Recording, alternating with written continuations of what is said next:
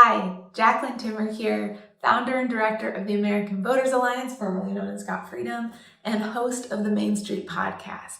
I am here in the Main Street studio, and as many of you know, we have temporarily put production on hold due to a number of other projects that the team and I are working on. However, in our regularly scheduled slot with USLA, coming up right now, we are filling that place with my dad's podcast, First Principles. My father is former Kansas Attorney General Phil Klein. He is a law professor at Liberty University and director of the Amistad Project. So I'm sure that you will enjoy his podcast. Sometimes I co-host with him as well. So we'll be bringing that to you while we wrap up some of the projects on the AVA and Main Street side, and we'll be back with you shortly. So enjoy First Principles.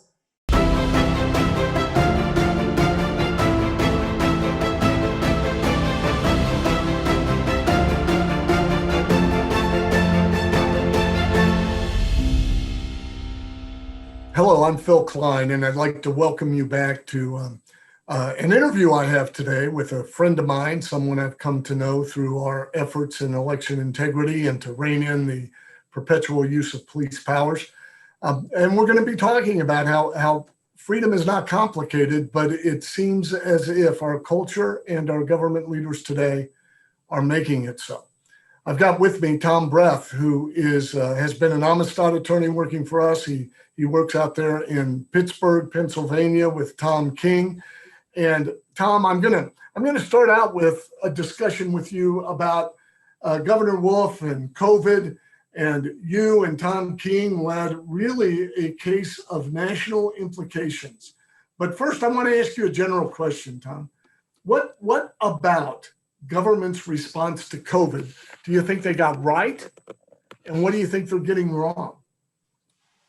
Well, first of all, Phil, thanks for being with you. I'd be remiss if I didn't send my best wishes from Tom King. He's traveling today, as you know.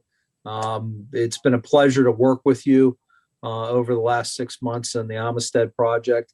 I think that, and it's not only in Pennsylvania, it's unfortunate that there have been Republican and Democrat governors throughout this country that I think have let the emotions of the pandemic, and certainly we're not disputing the severity of the pandemic. It's horrific, the impact it's had on so many families of the lost loved ones, including my own family, with respect to that. But as we all know, more so than any other country on the face of the earth, we appreciate and respect and treasure our personal liberties. And even in difficult times, such as a pandemic, we have to safeguard those, and we have to stop and say, are our actions in response to this pandemic in violation of our civil rights? So I think that in Pennsylvania, and I'll speak to Pennsylvania primarily, I think in Pennsylvania, I think the general response of saying, listen, educating the public and saying this is the pandemic, this is how the pandemic is spread based upon the experts that we've consulted with. I think they got that right. I think their efforts to bring the pandemic to the public's attention were good, and I think they've been good throughout the pandemic. I think there are educational efforts on the steps that each individual citizen can take to safeguard themselves and others, wearing masks, social distancing, your basic hygiene, washing your hands, not touching your face or your mouth with your hands. All of those things, I think the government's done a very nice job of doing it. Where I think they broke down is they've gone beyond that, and they've said, we don't trust the citizens in the Commonwealth of Pennsylvania to apply those standards, to follow those rules. So we're going to start to mandate to businesses and to other entities what they have to do, putting congregate restrictions in place, forcing businesses to shut down. It's all because they don't believe that the citizenry and those businesses can operate in a safe manner free from government interference. That's really where I think the fundamental breakdown has occurred. It's interesting. I was up in Michigan early in the pandemic, well, probably about August, I guess. of 2020, and Governor Whitmer sent out a news release claiming credit, saying that her policies of shutting down the economy have saved so many thousands of Michiganders' lives. And it hit me how presumptuous that is. Presumptuous in that she believed that she needed to threaten her fellow Michiganders and their neighbors with jail before they would act in respect to those who are vulnerable and take common sense steps to protect the vulnerable. So yeah, I think you're right. I think you hit on something. It really is a reflection of a policy that you can't trust the citizenry. So we've got to threaten you with incarceration to get you to take some common sense steps as it relates to the pandemic. How do you sense that has harmed the fabric of community in where you live, and the fabric or the opportunity that people have and the faith that they have in their governance? I think it has. Obviously, I'm a little north of Pittsburgh in Butler County. I like to refer to Butler County as the most conservative county in the country. It is a very grassroots. Well, I won't take credit for it. The most conservative county is where Tom Breth happens to be. That's exactly. Okay.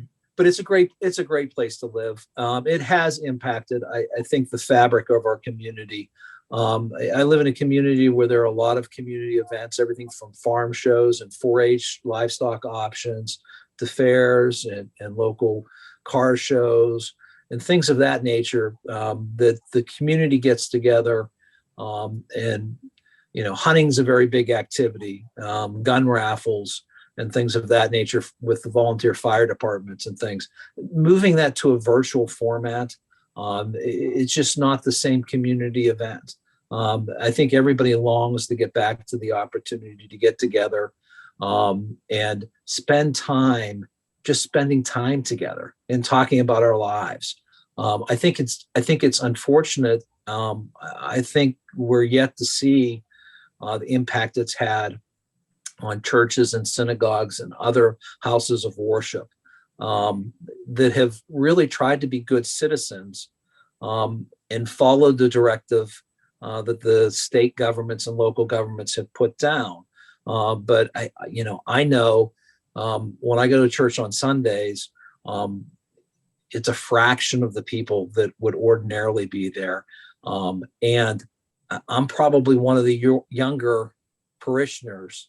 There are some, the young kids are still there, but they're not in the numbers. The average age of, the 100 or so people that are in church is probably well over 60. And that is a scary, scary situation that this pandemic has put restrictions on our religious freedoms, but it's also, quite honestly, served a little bit as an excuse not to get up on Sunday mornings or not to get up on your weekday mornings and go to church. I'm sorry, I didn't follow my own. What I usually ask people to do is turn off their phone. I'm powering off. I'm sorry to interrupt you there. So church attendance is down. Youth aren't engaged in church. I'm curious as to this, if you've seen this too. I've always thought that fear speaks to our darker side often and tempts our darker side. And there are stories that pop up here and there where, for example, in communities where people might not have a mask on, that their neighbors are ratting them out or sending emails about how they're caring for their children. And I've also always believed this, that when government gets intimately involved in something, it becomes the business of everybody. So, when government starts telling us what to do in every aspect of our life, everybody starts to think they can start telling us what to do about every aspect of our life. Have you sensed that? Have you experienced kind of a broken fabric there as it relates to how neighbor relates to neighbor? There's no question about it. In Pennsylvania, they adopted a mobile app that you could download on your phone, and not only was it a tool to provide you with information with respect to contact tracing and things of that nature, but it was also used as a vehicle for you to report to the government what you were observing with respect to your fellow citizens and their failure to comply with the mandates of the government, which to me is a very, very scary process to start to implement, in a mindset. And it's a mind creep that it's not immediate, but over time it desensitizes you to the whole concept of, oh, it's okay to basically report to your government. And I'm not talking about somebody that's, getting mugged in a dark alley, Right. or somebody's breaking into your neighbor's house. I'm talking about individuals that, quite honestly, are enjoying their own civil liberties and their own freedoms, but they're not doing it in a manner consistent with what the government says is the appropriate manner of enjoying that. So to me, it'll be interesting to see if we truly transition out of this pandemic and resume what most of us would consider normal. I fear that we're not going to do that for a very extended period of time if we ever fully get back. But if we do that, it'll be interesting. You're not speaking about the threat of the pandemic. You're speaking about how we relate to one another because of how the pandemic has been managed by government. Well, absolutely. I was out last night. My mother's side of the family is 100% Irish, so St. Patrick's Day is near and dear to my heart. Not only as a religious holiday, but also as just a social activity. And I was speaking to some folks from a neighboring county, and they said it feels weird because we were in a restaurant, and Butler County is a little bit different because we're a little less concerned or afraid of, if somebody doesn't have their mask on, no one would say something. At least I've never had an experience where I've seen somebody say to another person, "Why don't you have your mask on?" or starting to question them. And this individual came out of the Pittsburgh area, and he said, I felt a little uncomfortable. He said, "I'm not concerned about the mask wearing. It was different for me, and I didn't feel comfortable just instinctively being around people without masks on." So it's that type of impact, I think, that it's going to take a long time. You can feel the judgment in the air, Right. wherever you are, whether you have one on or you don't have it. And in fact, I would challenge most people, when we wear one and see a person without, sometimes our mind goes to a judgment. Now that's far different than reporting them to law enforcement. And I am also concerned about this, Tom.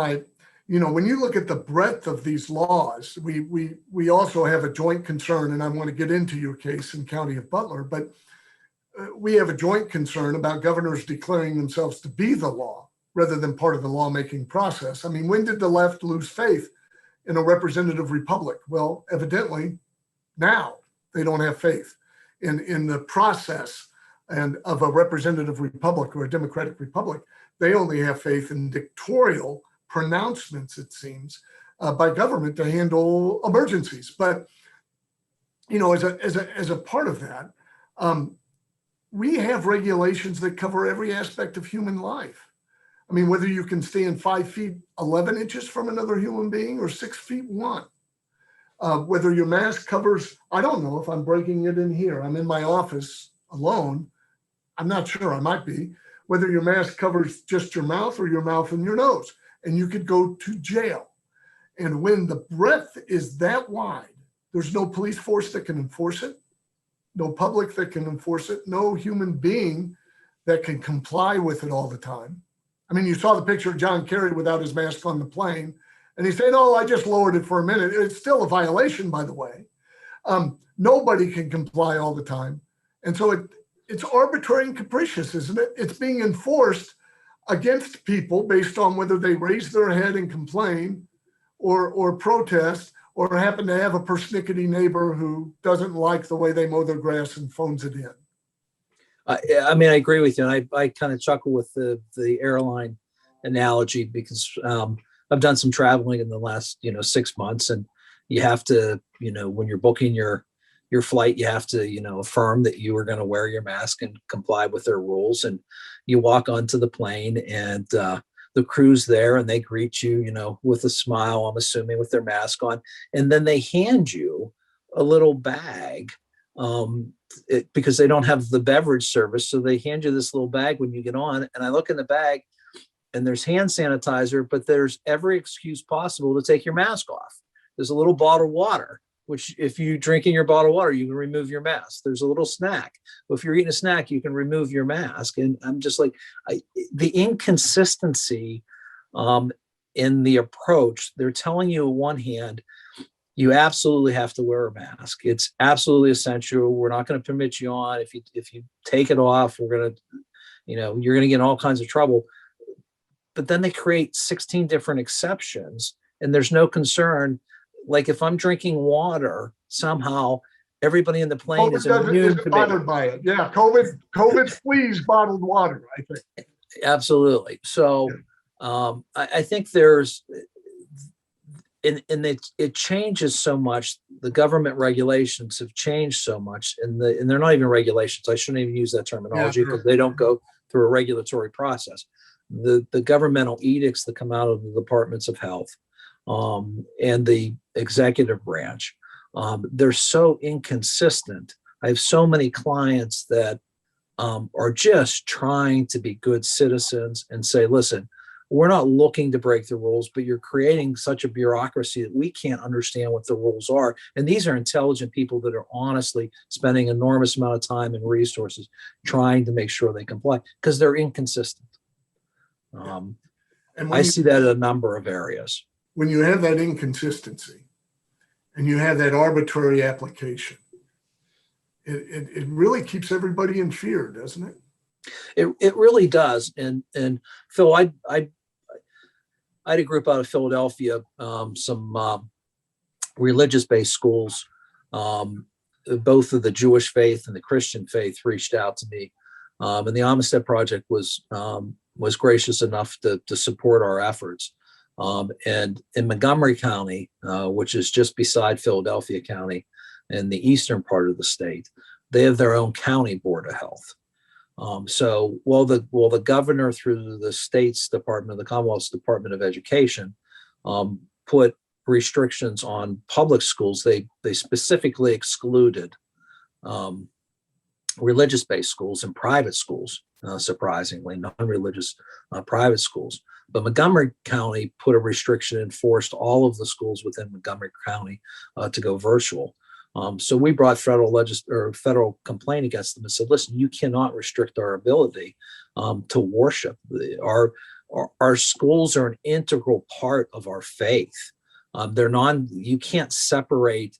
It's this equivalent of closing our churches. We were successful in addressing it in the county. Ultimately, their order expired. And they brought it under the Commonwealth's order, the governor's order. So the religious-based schools were free to resume control and operate in-person instruction. But it's that type of infringement that people just kind of take for granted. And at the same time, there's casinos in Montgomery County, or a casino in Montgomery County was free to operate. All of these other activities are free to operate. And at the same time, the CDC saying schools are the safest place for students to be. There isn't data to support the closing of schools because of any kind of super spreader or high levels of spreading of COVID-19. So I just think we're still operating, even a year after the pandemic really hit the United States, we're still operating in an area where the government is trying to create a sense of fear. So people aren't thinking about, hold on, this just really doesn't make any sense from just a common sense standpoint. Yeah, fear, a frightful people is a more controllable people.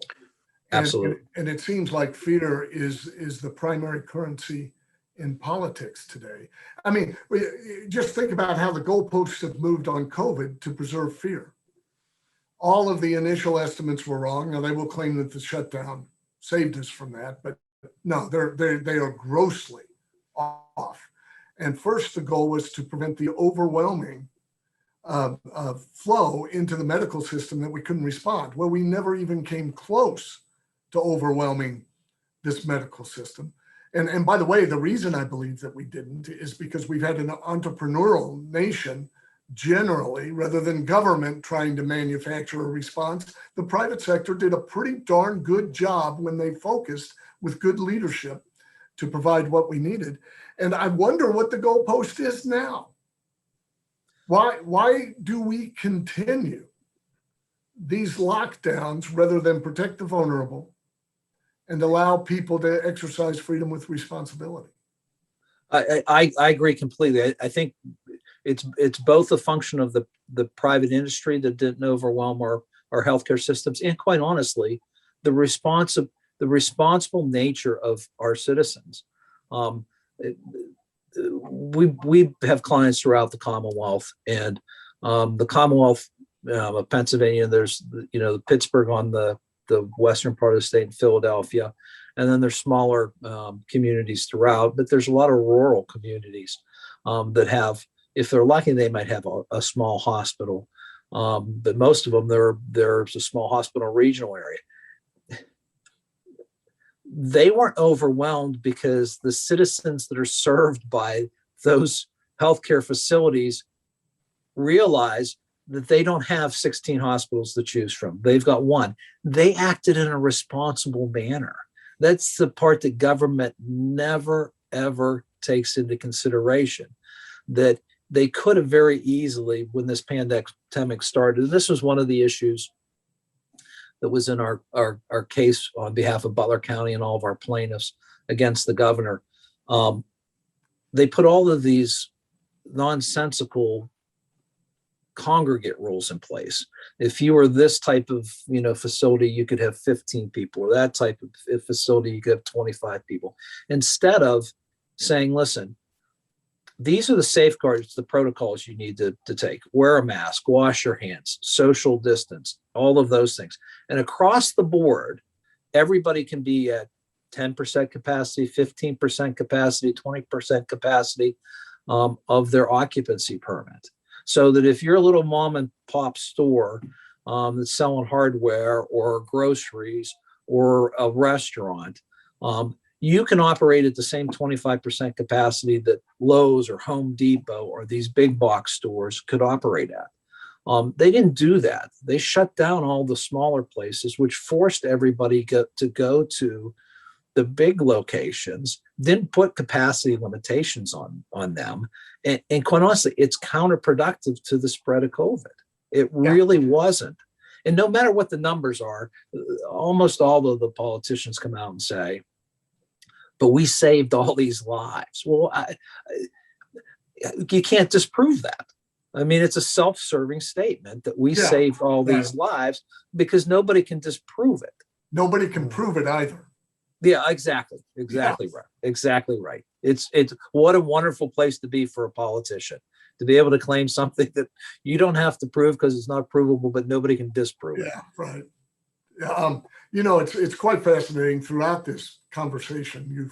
You've kind of referred to the disequal treatment that has occurred, and I don't believe that there's anything that causes greater erosion to the fabric of a free society than if some people are treated above the law, some people are treated below the law. Disequal treatment or a violation of equal protection. We had it with slavery, and we fought a war. It was so corrosive.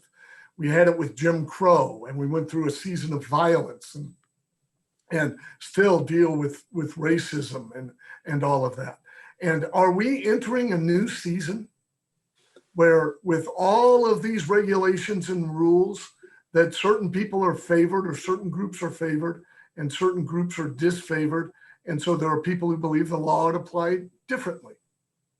I think we really are. And it's a different type of, it's an economic treatment, and all the things that you referenced obviously had an economic component to that disparate treatment and discrimination. I think really it's a new type of discrimination that's harder to define. It's hard to say, well, I sell this product, but I'm closed down. But there's a company down the road, a mile, that sells the same product plus a couple other things, and they're permitted to operate. it's not your traditional type of discrimination or the disparate treatment. So I've seen a ton of clients and other businesses in the community that, quite honestly, many of them are hanging on. Some of them I don't think are going to survive this. And you think of it in the context of purely, well, okay, well, that's a business activity. No, it isn't. It's a fundamental right that we as Americans have. It's what separates us. It's their liberties. It's not, oh, well, your hardware store got shut down or your restaurant has all of these restrictions. You think of it in an economic term. It's not an economic term. It's a freedom term. It's a civil liberties. You're not just saying I have to shut down my business. That's how I pay my bills. That's how I educate my kids. That's how I buy my health care. All of those things is what's being denied. It's not just simply, oh, you're going to have these restrictions on your business operations. Well, you take 75% of anybody's income and just look how that impacts every aspect of their lives. That's the damage. It's not because they're only going to, they're not going to make what they made last year. Well, yeah, that's one aspect of it, but it's the denial of the ability to pursue life, liberty, and happiness in our country. That's, to me, is the civil liberties that are being violated. And this cancer seems to enter every time government assumes the role of picking favorites.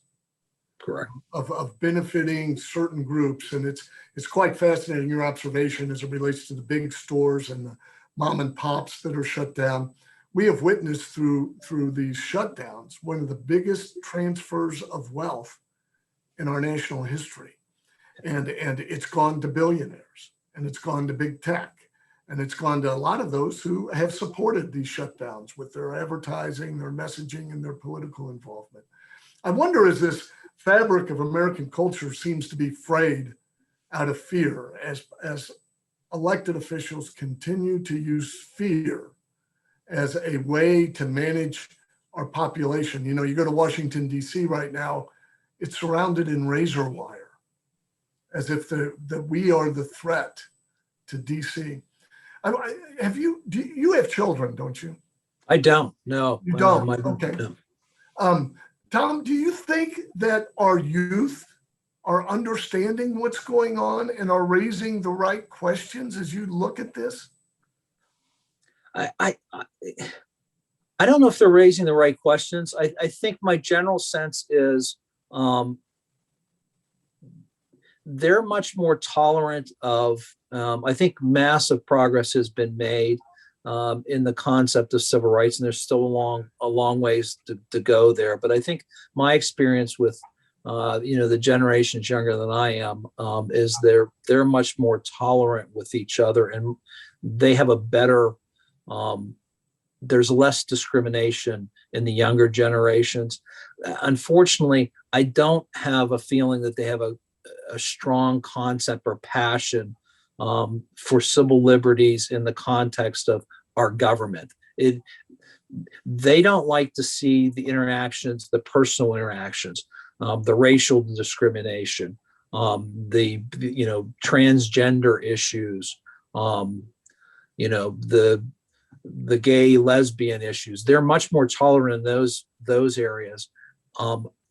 But I don't see them as fearful as my generation and older generations are of the government.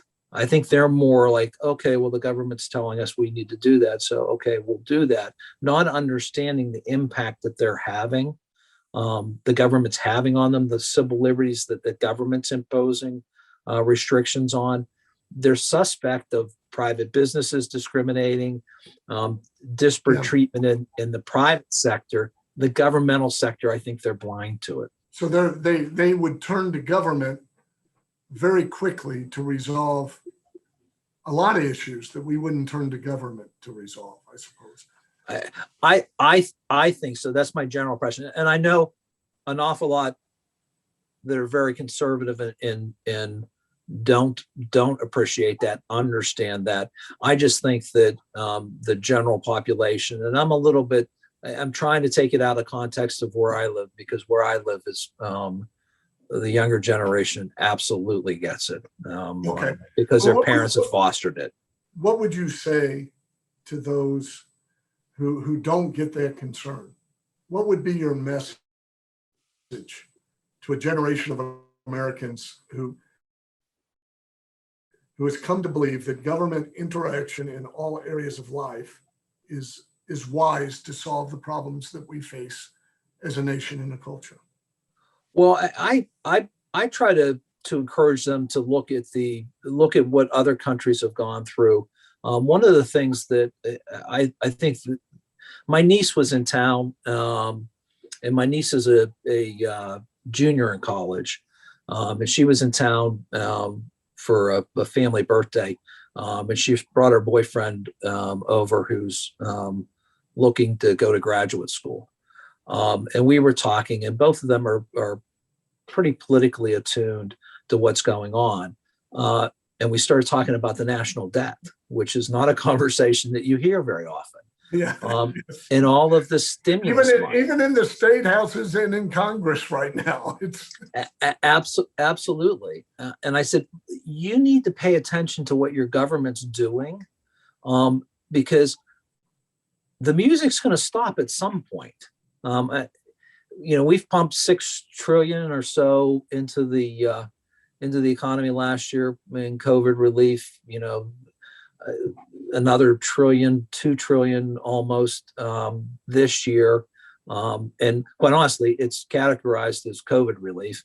Anybody that's taken any time to look at it realize that it's pork, masquerading as COVID relief. A lot of it has absolutely nothing to do with COVID, but political pork that's going through to the home states. But that generation is going to have to. Our federal government can't continue to operate the way it's operating without there being a day of reckoning. Yeah. So a sense of history is important, because we've seen just about everything under the sun. And if we study history and human behavior and politics, we learn that nations that go this path too aggressively end up in a place where they don't want to be, nor does a freedom-loving society want to be. So, Tom, thank you. I greatly appreciate your time. I appreciate your input. And I didn't get to a lot about County of Butler versus Wolf, but I'll have Tom King on, and he'll get the glory of talking about that case. And I really appreciate your insight. And it's my honor to have stood with you in the fire, buddy, and to continue to do that. I appreciate you as a man. I appreciate you as an attorney, and thank you for your time today. Well, Phil, I appreciate it likewise. And Tom will do a better job than I did on touting the Wolf matter. Well, I didn't even ask you a question. That's fine. Yeah. All right. Thank you, Tom. Thank you. Have a nice day. Thanks, everybody. Fundamentally, as we look at what has happened over the past 18 months in America, it comes down to an understanding of what you believe the purpose and function of government is, as well as, in practical terms, whether it can fulfill the purpose of which it claims.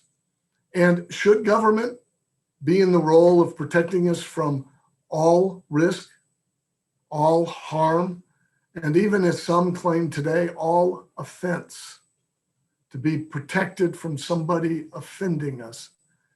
Freedom is a very, very vulnerable place in which to reside. I believe it's the most profoundly natural and required to be respected condition in which a human being can find themselves. But it is a vulnerable place. It is frightening when you are a free people, because freedom entails responsibility. It entails making wise choices amongst a myriad of choices. And freedom is not about safety. Never has been. It's about expression. Oftentimes it's about risk.